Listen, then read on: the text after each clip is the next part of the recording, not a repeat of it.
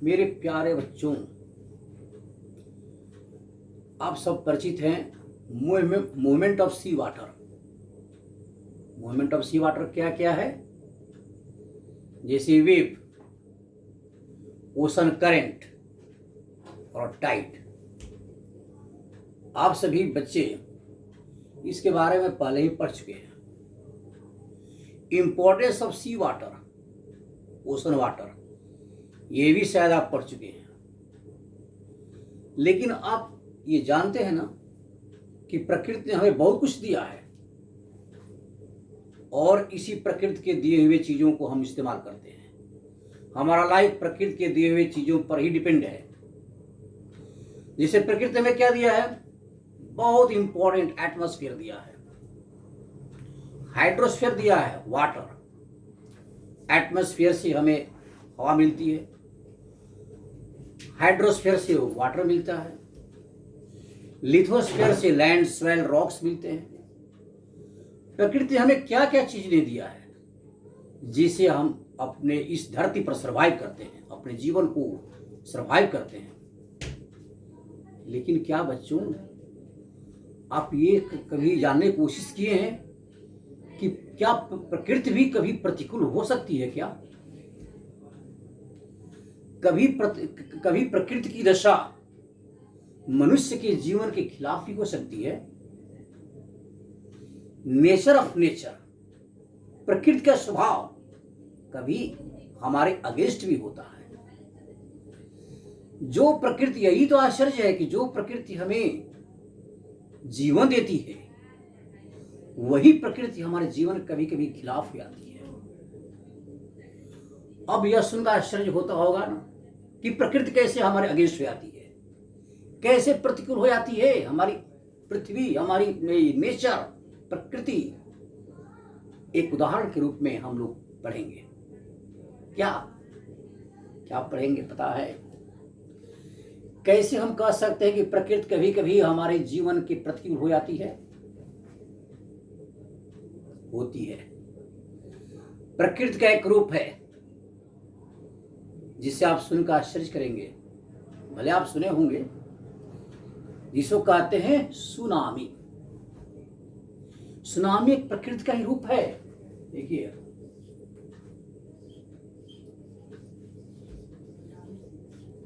Tsunami,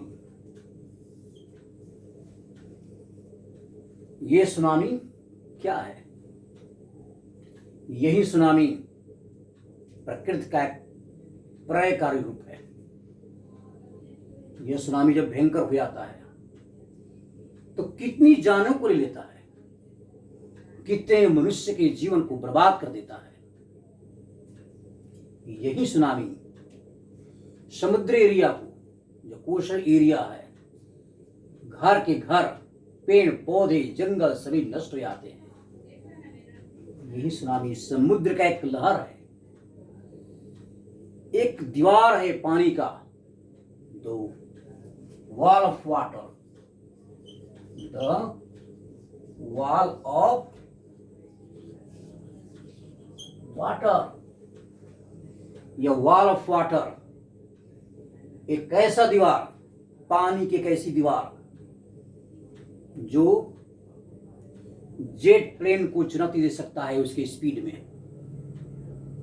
आप जानते हैं कि प्लेन कितनी तेजी से उड़ता है, उस तेजी से उड़ने वाले जेट प्लेन को यह चैलेंज कर सकता है। वॉल ऑफ वाटर, यह जो वॉल ऑफ वाटर है, जो सुनामी जो समुद्र में उत्पन्न होता है, यह तेज चलने वाली वायुयान को चुनौती दे सकता है। ऊंचे बिल्डिंग को यह चुनौती दे सकता है। बहुत ऊंचे जो बिल्डिंग होते हैं, very high rising story of building, या उस बिल्डिंग को चुनौती दे सकता है।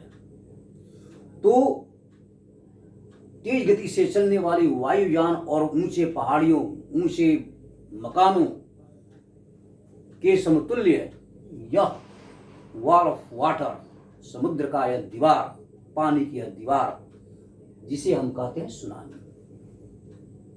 ये सुनामी क्या है? सुनामी एक लहर है, एक वेव है जो समुद्र में उत्पन्न होता है। सुनामी का लिटरल मीनिंग क्या होता है? जिसे हम सुनामी कहते हैं, इसको जैसे सुनामी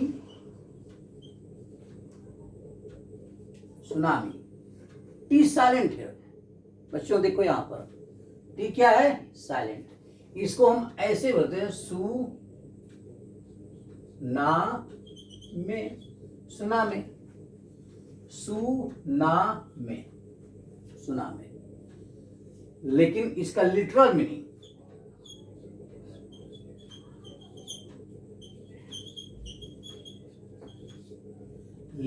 क्या होता है? दो वर्ड है, सु प्लस नामी। सु की मीनिंग क्या होता है? SU, सु मीन्स हार्बर, और नामी मीन्स क्या हो गया? नामी मीन्स वेव। तो अब बताइए सुनामी का मीनिंग क्या हो गया? सुनामी का meaning harbour wave. Tsunami means harbour wave. यह हार्बर क्या है? हार्बर जिसको हिंदी में कहते हैं बंदरगाह। बंदरगाह कहाँ पाए जाते हैं? समुद्र में। यह एक शेल्टर बेल्ट है जहां पर सैलो वाटर है समुद्र का, जहां पर जहाजें, नावें ठहरती हैं। It the shelter place, it the safer place in the sea where boats and ship stay. तो इस तरह से यह हार्बर, और वहां पर जो जिस वेव का अप्रोचिंग होता है, जो वेव वहां पर अप्रोच करते हैं समुद्र का, जो प्रलयकारी वेव, वह हो गया। तो इस तरह से हार्बर वेव यानी यही सुनामी है, हार्बर वेव। अब ये सुनामी, इसका प्रभाव क्या होता है? क्यों होता है tsunami? What is the reason for occurrence of tsunami in the sea? यह हमें देखना है कि सुनामी आखिर होता क्यों है, ये क्यों उत्पन्न होता है।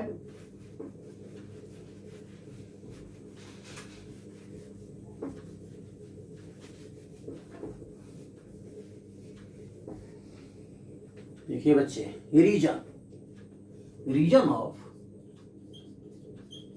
Regions of occurrence of tsunami.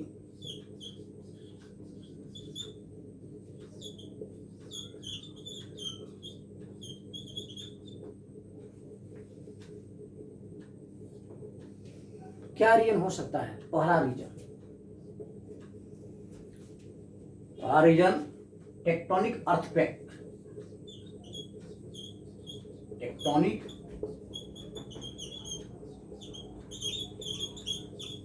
और earthquake in the C.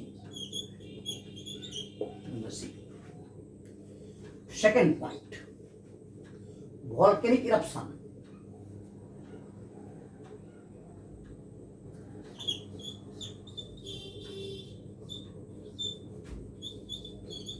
volcanic eruption. Third, submarine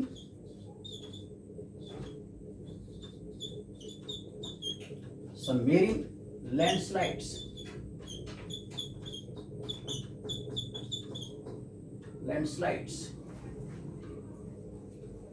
Fourth,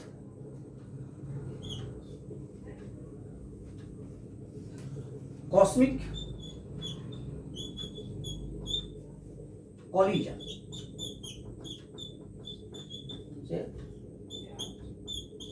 Meteorites.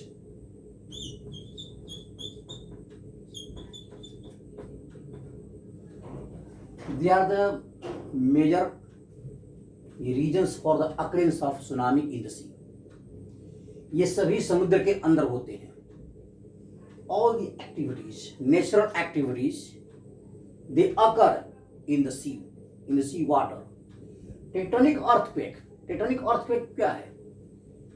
बच्चों आप लोगों को यह जानना चाहिए कि यह जो क्रस्ट है, the earth crust is divided into 7 major plates and there are several minor plates.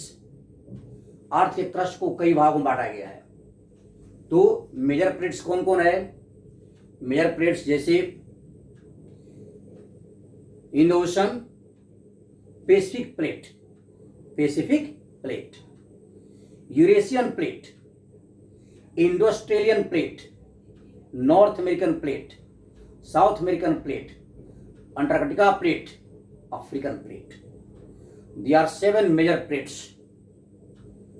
of the earth crust. These plates move.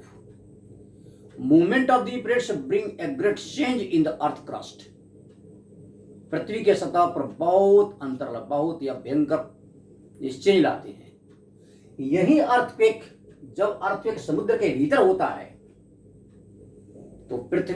तो समुद्र का पानी जो है उथल पुथल हो जाता है. इसका इक्विलिब्रियम संतुलन हट जाता है. तो एक great disturbance takes place in the sea water. इतना बड़ा असंतुलन जब पृथ्वी के जो समुद्र के सतह यानी फ्लोर से लेकर और ऊपर तक जितना पूरा संपूर्ण यह ओशन वाटर है, काफी इसमें डिस्टर्बेंस आते हैं, जो एक सुनामी होने का कारण बनता है. ये सुनामी तो सबसे इसका मेन रीजन है टेक्टोनिक अर्थक्वेक. जो सुनामी 2004 में, दिसंबर 2004 में सुनामी जो आया था, बहुत भयंकर सुनामी आया था. यह इंडियन ओशन में सुनामी, जो ऐसे एक जगह है सुमात्रा के पास, मलेशिया के एरिया में आता है, मलेशिया. वहां पर बहुत ही प्रलयकारी सुनामी आया था 2004 में, जो कि लाखों व्यक्तियों की जानों को ले लिया था. That caused the death of 2,30,000 people in 2004. That was very destructive, devastating natural disaster. Tsunami क्या है? एक नेचुरल डिजास्टर है, प्राकृतिक आपदा है, वह कभी भी हो सकता है. तो टेक्टोनिक अर्थक्वेक. दूसरा है वोल्केनिक इरप्शन. वोल्केनिक इरप्शन, इसमें क्या होता है? जब मैग्मा काफी अधिक मात्रा में, ये पानी तो अंदर से वाटर और ये घुले हुए जब मटेरियल, जिसको कहते हैं molten material, that is also known as magma, जब काफी अधिक मात्रा में बहुत अंदर से मेंटल के इनसाइड, जो इनर मेंटल है, इंटर मेंटल के अंदर से आता है मैग्मा, काफी उसमें फोर्स रहता है, और काफी फोर्स के साथ जब मैग्मा बाहर आता है उसमें, तो यह काफी हलचल पैदा कर देता है.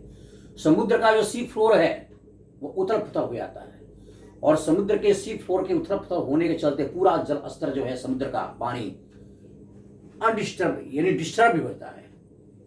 The large amount of sea water disturb, totally disturb है, इसका संतुलन बिल्कुल बिगड़ जाता है, जिसके चलते सुनामी का होना उस समय असंभावित हो जाता है. तो submarine volcanic earthquake, volcanic eruption, submarine landslides. ये लैंडस्लाइड्स जब प्लेट चलती है, प्लेट का मूवमेंट होता है, जब कॉन्टिनेंटल प्लेट पर ओशनिक प्लेट स्लाइड करता है, उसमें फॉल्ट भी बनते हैं, सबमरीन फॉल्ट्स.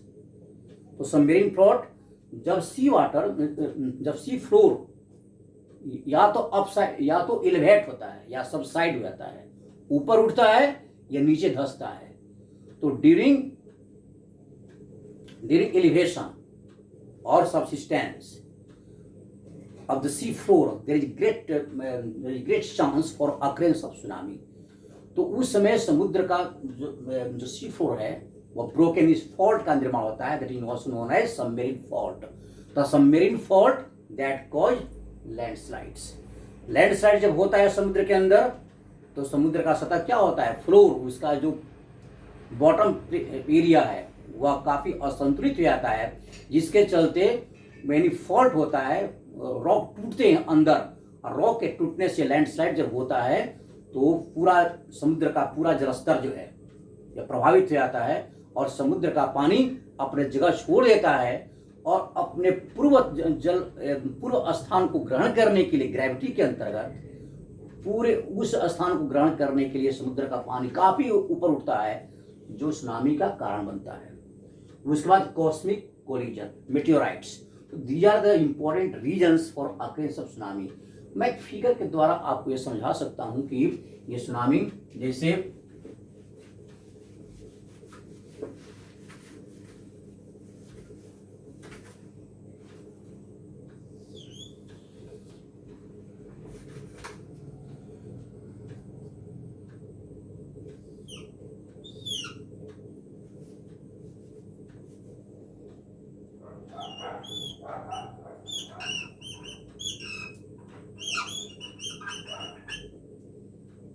देखिए ये समुद्र का जलस्तर इस तरह से ये जो फिर यहाँ पर पानी जब पहुंचता है ये बॉटम ये भाग ऊपर उठ गया फिर नीचे आता है फिर ऐसे यह पूरा समुद्र जो है यह the total area is affected और ये भाग जो है यहाँ से एक लहर उत्पन्न होती है। इसका स्पीड काफी अधिक होता है more than 500 kilometre. It sometimes it becomes 700 kilometre 800 kilometre per hour. इस गति से यह समुद्र का पानी जो है ऊपर नीचे से ऊपर उठता है और यह जो जलस्तर है यह ऐसे ऐसे बहता है ये समुद्र की तरफ। ये क्या हो गया? A train of wave. A train of उसको वेव ट्रेन बोलते हैं। Wave train wave train creates. तो यहां से ये जो पानी चलता है देखिए ये लहर चल रही है जब समुद्र के जब यहाँ पर सैलो वाटर के पास जाता है इसका स्पीड क्या होता है? कम हो जाता है। इस स्पीड तो कम हो गया लेकिन यह इसका जलस्तर काफी ऊपर उठ गया। यहां से इसका वेग काफी अधिक रहता है लेकिन यही वेव जब समुद्र के तरफ अप्रोच करती है समुद्र के किनारे यानी कोस्टल एरिया के तरफ तो इसका स्पीड कम हो गया एनर्जी कम हो गई। It losses energy but it rises upward. इसकी हाइट काफी ऊपर उठ गई लेकिन एनर्जी लॉस होने के बावजूद इसमें काफी इतना अधिक एनर्जी रहता है कि जब यह समुद्र के कोस्टल एरिया में जाता है तो यह विनाशकारी रूप ले लेता है जिसके चलते यहाँ पर लाखों हजारों व्यक्ति की मृत्यु हो सकती है। तो इस तरह से ये समुद्र का जो सतह है यह समुद्र का सतह उथल पुथल हो जाता है और उथल पुथल होने के कारण यह सुनामी होने का ये बहुत भयंकर this is the main reason of the occurrence of tsunami. तो इस तरह से यह आप रीजन पढ़े सुनामी का। ये सुनामी होता क्या है, इसका परिणाम क्या हो सकते हैं। परिणाम जैसे अभी मैं बोला कि it can cause the death of thousands of people, thousands of lives, lakhs of lives. It can also destruct many of houses. Land area totally disturbed. इसके चपेट में जो भी लैंड एरिया आता है जो भी वस्तुएं व्यक्ति जानवर पेड़ पौधे सभी क्या होता है सबका डिस्ट्रक्शन हो जाता है। तो इस तरह से यह नेचर का एक ऐसा भयंकर रूप ऐसा भयंकर प्रकोप जो कि यह पूरा जान ले लेता है या कुछ नहीं देखता है। तो it is one of the greatest natural disasters. यह बहुत बड़ी प्राकृतिक आपदा है। ये बच्चे अभी मैं आपको समझाया कि सुनामी जो कि बहुत बड़ी प्राकृतिक आपदा इसलिए मैं बोला कि प्रकृति कभी कभी बहुत भयंकर रूप लेती है। तो यह आप समझ गए। अब मैं आपको दिखाऊंगा वर्ल्ड के मैप में कि सुनामी 2004 में जो सुनामी आया था कहाँ कहाँ आया था।